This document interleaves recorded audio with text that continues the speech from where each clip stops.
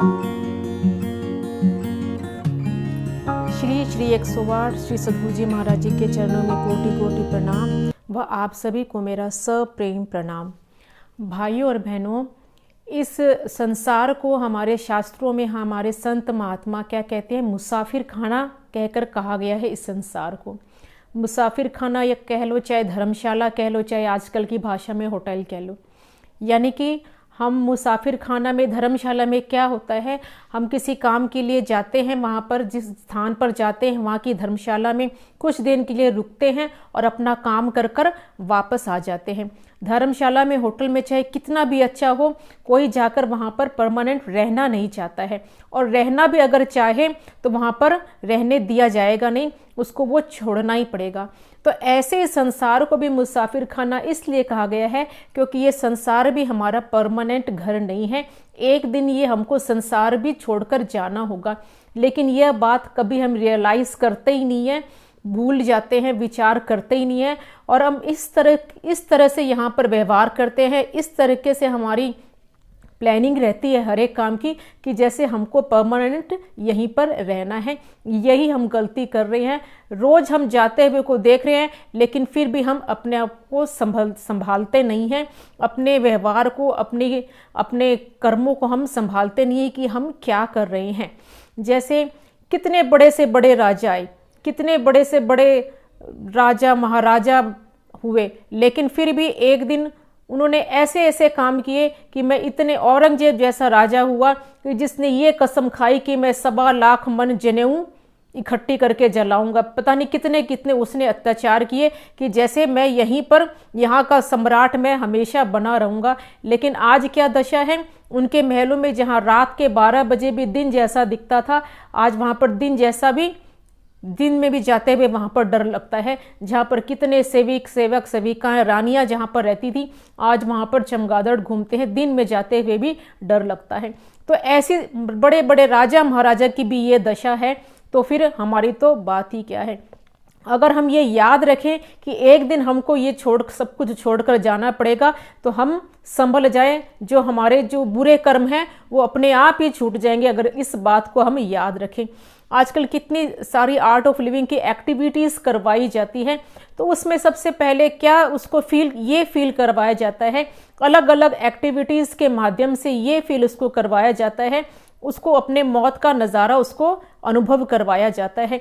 और वो अपनी मौत को अनुभव कर लेगा, रियलाइज़ कर लेगा, तो सारी समस्या ही खत्म हो जाएगी। सारा जो इतना कंपटीशन है, जो इतना डिप्रेशन जो है, इतनी हाय तौबा जो मची है, ये कर ले, वो कर ले, ये कर ले, वो कर ले, वो सारी मन की स्थिति ही सारी संभल जाएगी, मन में ठहराव आ जाएगा।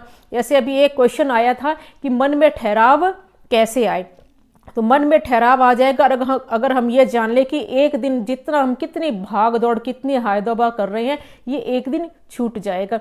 ये अगर इस बात को रियलाइज़ कर लें तो मन में ठहराव अपने आप आ जाएगा।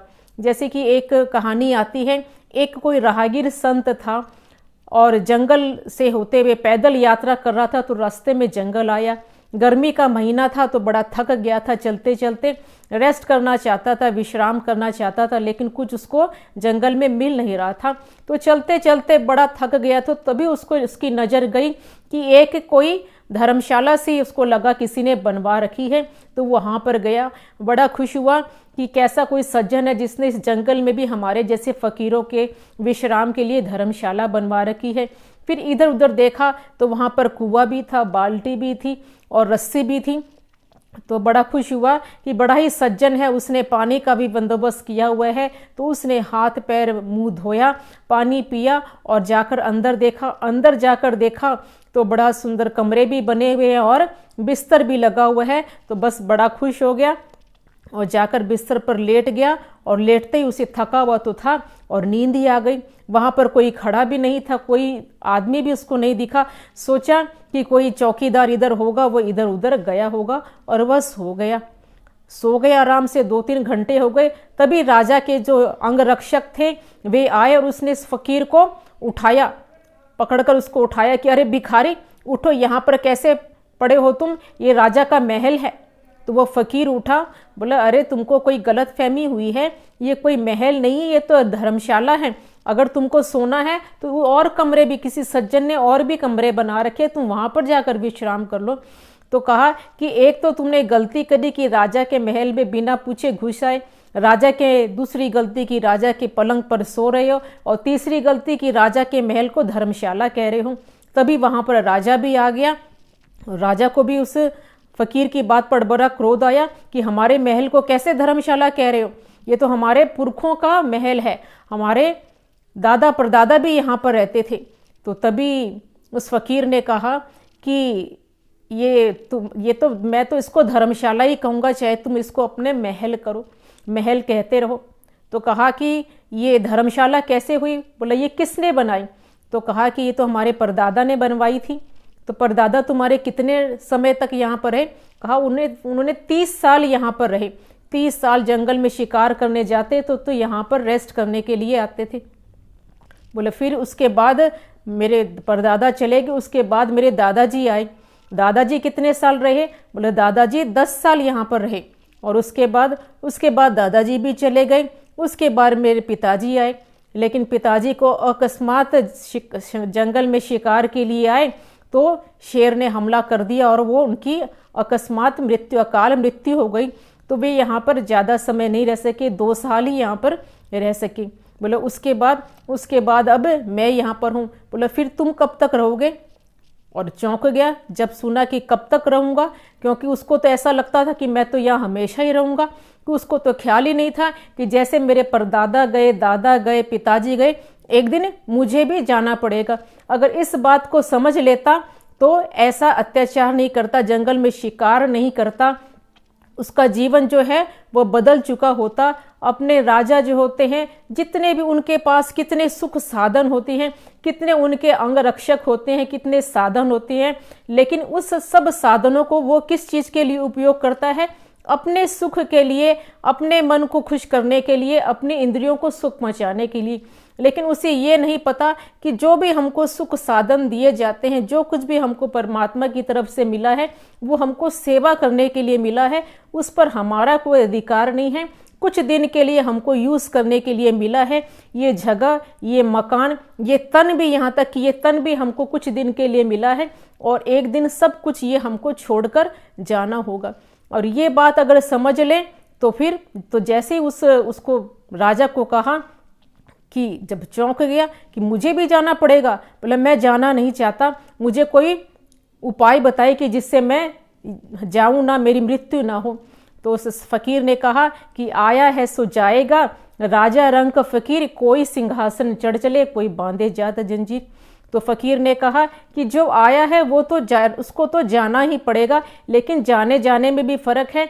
अगर तुम जैसे कर्म अभी कर रहे हो ऐसे कर्म करते हुए जाओगे तो तुमको यमराज के दूत लेने आएंगे, लेकिन तुम प्रभु का भजन करते हुए, अच्छे कर्म, शुभ कर्म करते हुए, जो तुमको साधन प्रभु ने दिए हैं उनको सेवा में लगाओगे तो तुमको यम के दूत नहीं आएंगे, तुम्हारे लिए परमात्मा का, भगवान का, स्वयं भगवान का विमान तुमको लेने आएगा, लेकिन जाना तुमको पड़ेगा ही।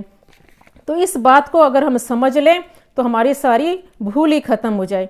इसीलिए किसी ने कहा है, इतरा कर चलने वाले सुन, एक रोज यहाँ से जाना है। इतरा कर चलने वाले सुन, एक रोज यहाँ से जाना है। नहीं कायम कोई मुकाम यहाँ, ये दुनिया मुसाफिर खाना है। कोई आता है कोई जाता है, यह रीत यहाँ की पुरानी है। कोई न रहा इस धरती पर, क्या ज्ञानी क्या अज्ञानी है। कुछ सोच समझ भोले भाले, कब तक तेरा यहाँ दाना है।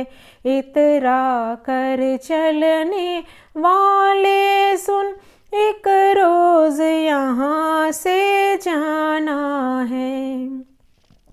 अपना अपना जो कुछ कहता सच मान ले, यह सब सपना है। लाया था वहाँ से जो कुछ भी, एक रोज यहाँ पर खपना है। पिंजरे से जैसे पंछी उड़े, वैसे ही तुझे उड़ जाना है। इतरा कर चलने वाले सुन, एक रोज यहाँ से जाना है। छूटेगा धन माल सभी, और छूटे महल अटारी भी। शत्रु मित्र सब जाए छूट, और प्राण प्यारी नारी भी। इसलिए तू भज ले राधे श्याम को, यही तेरा अचल खजाना है। इतरा कर चलने वाले सुन, एक रोज यहाँ से जाना है। हर श्वास श्वास निज नाम जपो, विश्वास हृदय में धारो तुम। निश्चय ही सब पाप कटे, अपना परलोक सुधारो तुम। मत प्रेम भक्ति में देर करो, नहीं बाद में फिर पछताना है। इतरा कर चलने वाले सुन, एक रोज यहाँ से जाना है। तो फकीर ने ज्ञान दिया उस राजा को कि ये तुम किस चीज में तुम इतरा रहे हो, ये सब जो एक दिन छूट जाएगा, इसीलिए भजले तू राधे श्याम को, यही तेरा अचल खजाना है। अचल खजाना यानी कि अखंड धन, कि ये यहाँ पर छूटेगा नहीं, ये तेरे साथ जाएगा। तेरे को तू अपने कल्याण की सोच। तो पूछा कैसे कल्याण होगा, तो कहा कि तन मन धन, जो परमात्मा की तरफ से तुमको जो साधन मिला है, इसको पवित्र कर लो। इसको पवित्र कर लोगे तो तुम्हारा कल्याण हो जाएगा। कैसे पवित्र होगा, तो कहा कि तन पवित्र सेवा किए, धन पवित्र कर दान, मन पवित्र प्रभु भजन किए, हो तो त्रिविध कल्याण। अगर हमारे पास धन है तो उस धन को हम जहाँ भी जरूरत हो, जहाँ भी उस धन की जरूरत हो, और उसको सेवा में लगाएं। गुरु महाराज क्या कहते हैं कि गरीब का 1 रुपया भी 1 करोड़ के बराबर है। अगर 1 करोड़पति अरबपति अगर 1 लाख रुपए दे दे, तो उसका 1 लाख रुपए भी छोटा है। उस गरीब को जो 100 रुपये कमाता है, अगर वो 1 रुपया भी दान करता है, तो उस गरीब का 1 रुपया भी उस 1 लाख से बड़ा है। तो जितना हमारे पास अवेलेबल है, जितना हम कर सकते हैं, उतना हम करते चलें। और तन कैसे पवित्र होगा, तन सेवा से पवित्र होगा। अगर हम स्वस्थ हैं, हमारे पास बल है, शक्ति है, तो जहाँ भी जरूरत हो, कोई बीमार है, कोई बूढ़ा है, कोई असहाय है, कोई गरीब है, किसी को हमारी ज़रूरत है, कहीं हम जा रहे हैं सत्संग में, अगर हम जा रहे हैं, किसी का एक्सीडेंट हो गया है, तो उसको पहले उसकी मदद करनी चाहिए। सत्संग में ना जाए, मंदिर में ना जाए, उसकी मदद करें। जहाँ जो जिस समय सेवा की जरूरत हो, वहाँ पर सेवा में हमको आगे बढ़कर रहना चाहिए। और तन और धन तो क्या पता सबके पास बराबर ना हो, लेकिन मन तो सबके पास बराबर है। तो मन कैसे पवित्र होगा, मन से हमको क्या करना है, प्रभु का भजन करना है, और सब में परमात्मा को दर्शन करने हैं। हर एक में, किसी में भी हम दोष दृष्टि ना रखें। क्या कहते हैं गुरु महाराज कि सर्वे भवन्तु सुखिनः, सर्वे सन्तो निरामया, सर्वे भद्राणि पश्यन्तु माँ कश्चित् दुःख भाग्वत, कि सभी सुखी हो, सबका कल्याण हो। ऐसी शुभ भावना रखें दूसरों के लिए, दोष दृष्टि ना रखें। चाहे सामने वाले में हजारों दोष हो, उनके दोषों से नुकसान उनका ही है, लेकिन हमारा कोई नुकसान नहीं है। लेकिन उनके दोषों का चिंतन अगर हम करेंगे तो हमारा उनसे ज़्यादा नुकसान हो जाएगा। तो किसी में दोष दृष्टि न रखें, सबके लिए शुभ भावना रखें, और अंदर ही अंदर प्रभु का भजन सिमरन नाम जप चलता रहे। कैसे सेवा होएगी मन से, जो गुरु महाराज कहते हैं उसको आंख बंद कर कर उस पर अपनी बुद्धि ना लगाएं। जो गुरु महाराज कहते हैं उस पर बस चलते रहे। जो नर गुरु वचन पर डट गए, कट गए फंद 84 की। जो गुरु महाराज हमको आज्ञा करते हैं बस उनकी बात मानते चलें तो हमारा कल्याण हो जाएगा। गुरु महाराज का कहते हैं कि मेरे साथ साथ सारी उम्र चलो, तुम्हारा कल्याण नहीं होगा, लेकिन मेरी आज्ञा मानोगे, मेरे कहे पर चलोगे तो तुम्हारा कल्याण हो जाएगा।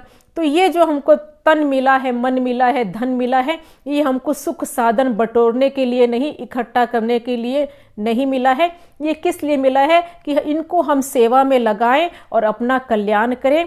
ऐसा मौका फिर हमको मिलेगा नहीं। बोलिए श्री प्राणनाथ प्यारे की जय।